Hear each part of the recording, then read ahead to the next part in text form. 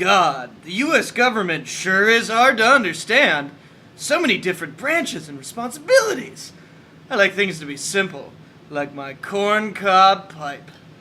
Not to mention how boring it is. So many different branches and responsibilities, and yet for some reason I just cannot seem to care.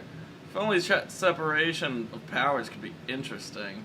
Did someone say separation of powers? Holy crap! It's... Is it Jefferson? I think it might be Locke. No, that's Vladimir Putin. I'm John Adams, you idiots. I'm miraculously back from the dead to talk to you about separation of powers. This will take all day. I'm going to go restock my pipe. There's no need, my good man. I bet I can explain the basics of checks and balances to you in 3, maybe even 4 minutes.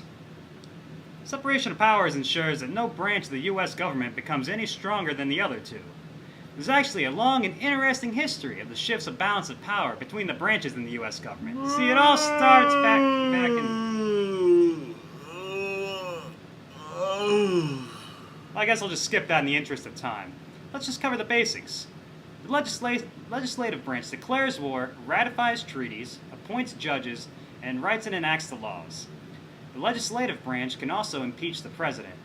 It is bicameral, meaning that it has 2 chambers, Congress and the House of Representatives. Congress has 100 senators serving 6-year terms, and the House has 435 members serving 2-year terms. Bills start out in the House, and if they are successful, then they move on to the Senate. What about the president? I bet he does all sorts of important things. The executive branch is essentially the president and his subordinate officers. His principal responsibility is to take care that the laws be faithfully executed. The president can veto any bill that Congress has passed, but Congress can then override this veto with a 2/3 vote in each house. The president can beat this with a pocket veto, where he ignores the legislation. Did you say pocket veto? That's right, my sleepy friend. You see, the Constitution requires the president to sign or veto any legislation placed on his desk within 10 days. If the president refuses to sign the bill within the time and Congress has adjourned, then the bill is vetoed. Another responsibility of the executive branch is to issue pardons. Finally, the judicial branch of the government consists of the smaller inferior courts and of the Supreme Court, whose members are selected by the president and voted on by Congress. This branch interprets laws and makes many important decisions regarding the Constitution. Judicial review is a very important duty to the Supreme Court, created in 1803 in the famous Marbury versus Madison case, which allows for the Supreme Court to review actions by the other branches and then declare them unconstitutional. And that's the basic overview of the 3 branches. I can't believe it. Now I need to know more.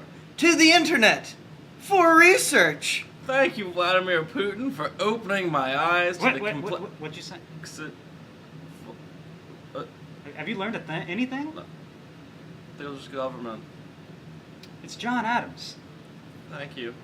Don't thank me. Thank the Founding Fathers, which I guess includes me as well. So I graciously accept.